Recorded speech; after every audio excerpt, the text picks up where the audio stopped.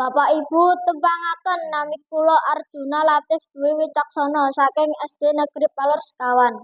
Kula badhe ngaturaken sesorah.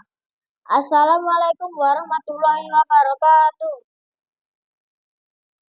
Ngaturaken sugeng enjing dumateng Bapak utawi Ibu saha para rawuh ingkang minulya.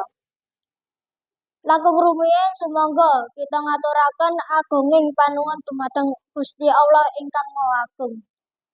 Ingkang sampun paring rahmat karunianipun saengga kula lan panjenengan sedaya saged makempal wonten ing papan punika. Nalika kanthi pinaringan karaharja, kesehatan, yuswa ingkang berkah. Allahumma amin. Bapak Ibu saha para rawuh ingkang kinurmati. Wonten ing adicara punika kula badhe ngaturaken sesorah kanthi irah-irahan Tepas Lira sarana gayuh katentrem. Tepas Lira utawi empati nggih punika kemampuan ngrasakne kahanan tiyang sanes. Nggih punika kahanan kita piyambak. Tepas Lira salah sawijine sifat ingkang prayogi gadhahi déning saben tiyang saged dados sarana kangge gayuh katentrem ing saklebeting gesang bebrayan. Ing jaman punika kita sering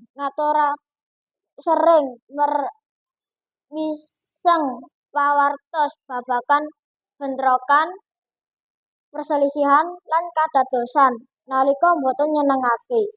Kadangkala kadadosan amargi kurangipun Tepas Lira. Nalika kita boten saged ngrasakne kahanan tiyang sanes. Kita cenderung emosi, kita cenderung egois lan boten ngurmati kahanan tiyang sanes. Nggih pun menika saged nuwuhaken konflik lan boten katentrem. Napa malih kahanan sakniki tata unggah-ungguh tata krama cah cilik tumrap tiyang sepuh pun mulai luntur. Ilang jawanipun ibaratanipun sakniki sing saru dadi utama. Pramila menika perlunipun perhatian, edukasi, pendampingan saking tiyang sepuh. Lingkungan ten putra-putrinipun kersane tata krama unggah-ungguh saged dikulinaken ten lingkungan griya, lingkungan masyarakat, sekolah kersane dados budaya lan lestari. Kanthi Tepas Lira kita saged mangertos kahanan tiyang sanes. Saengga kita saged paring pitulung kanthi lan pawartos. Contonipun, nalika wonten tangga temparo ingkang nandhang susah, kita saged paring pitulung kanthi ikhlas.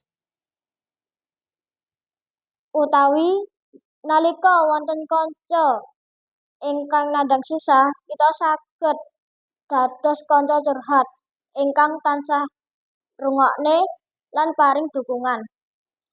Ugi-ugi kita sedaya saged nggadhahi sifat Tepas Lira menika. Monggo kita tansah eling bilih gesing boten namung babagan kita piyambak, nanging ugi babagan tiyang sanes. Kanthi Tepas Lira kita saged bangun bebrayan kanthi langkung, tentrem, ayem lan raharja. Mekanten alur kula nggih mugi-mugi saged dadosaken manfaat kangge kita sedaya. Nuwun agunging menawi wonten salahe saha kelepatanipun akhirul kalam. Wassalamualaikum warahmatullahi wabarakatuh.